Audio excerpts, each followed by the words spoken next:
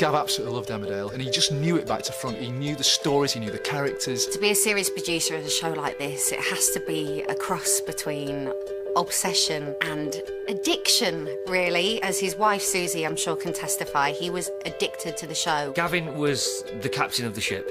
Everything that happened anywhere, in any scene, was down to Gavin. He created a team around him that made the show brilliant. He knew exactly what he wanted to do with Emmerdale.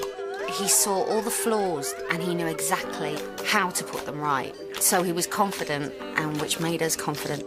Like, you couldn't call him the word boss, because it wasn't like that. He was like a friend, but that could fire you at any minute. Yeah. You know, I was only here a year before Gavin took over. Calm down. Yeah, I was calm until you started messing with my head. But he was just so trusting to give me a storyline, which was Aaron's struggling with his sexuality and didn't want to be gay. Is he your boyfriend? Shut up! He probably did bring a lot to my acting because his voice would constantly be in my head whenever I was doing a scene, and there's always that comfort blanket that you could come off set and, you know, text him and just sort of say, I've got this scene next and I don't know how to play it.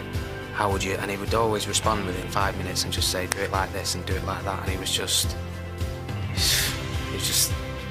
He did. He helped me a lot. I don't want to be like this, Paddy. Gavin brought in the Bartons.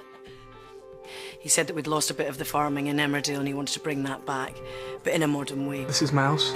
He cast us all and brought us all in together with this really tight, happy unit. Fancy a line? Are you joking? And then injected heroin into the family and just showed how one child's problems can tear the whole family apart. Gavin wanted it to be accurate and he wanted it to be respectful to people who have gone through this. You all right? Storyline between Chaz, Carl and Eve was just brilliant to play. It was a long-lasting storyline. Did you sleep with him in my bed? I'm sorry, not good enough. And Gav trusted us with it, and he honoured us with that Christmas Day storyline. Chaz, I love you! Yeah, but I'll get over it. And I'm just devastated that he never got to see it. I think Gavin's impact on Emmerdale will be that he's taken the show to a place where it's never been before. It will be an era that we will always treasure and always remember. There's a lot of words that I can use to describe Gavin, but I think the one that I would pick would be, he was just brilliant. I don't know, I will always remember Gavin because there was so... there's so many memories. A talented man, an honour to work for, a pleasure to have known. I just think he was almost like a second dad to me.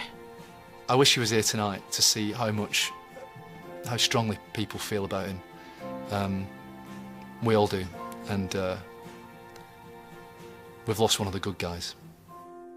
An amazing boss, you know, the best you could hope for, because at the same time he was like a really good mate. And I remember him, maybe I took that a bit far sometimes, he told me off for jumping on the baggage claim at Leeds Bradford Airport once when we were coming back from Aberdeen. I was friends with him for a very long time before he was producer. I was bigger friends with him. Yeah, well, yeah, no, I don't agree with that. Used to slag you off quite a bit.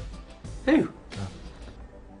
I remember when I came back from maternity leave and was obviously not used to being back at work, or I was a bit nervous, and saw Gav outside and he was like, I'd only been back about 2 weeks. He said, I've been watching some rushes of all your scenes, you know, thinking he was going to go, yeah, they're all right. No, he said, have you forgotten how to act? And we've got a lot to thank Gavin for, especially the three of us, because he kind of brought me and Emma back into the show, brought us all back together as a family, and we love working together. The storylines that he gave us were just incredible and are still going on as we speak. And he's sadly going to be missed by us all, and really Gavin for me was one of the boys, not a boss, just a very dear friend, as is Susie. And yeah, just dig deep tonight and help as much as you possibly can. Yeah. Oh, sorry. Sorry, start again. Do we have to do that again? Is that me? Yeah. You have to go again? Yeah, rubbish. Sorry guys. Listen, thank you so much in advance for any support you can give tonight for Macmillan, and I can tell you that today's events, if you didn't know Gavin Blyth, I wish you had.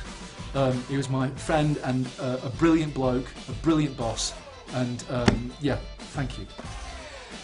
Who's Macmillan? Macmillan Cancer Support, that's why we're here, isn't it? Where? At the do.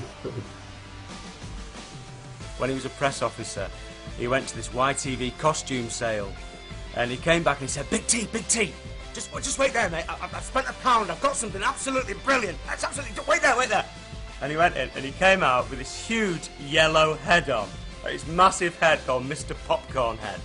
And he looked absolutely ludicrous. And we've worn that head all over the place. That head's gone all over the world. Right, Big T, you're on.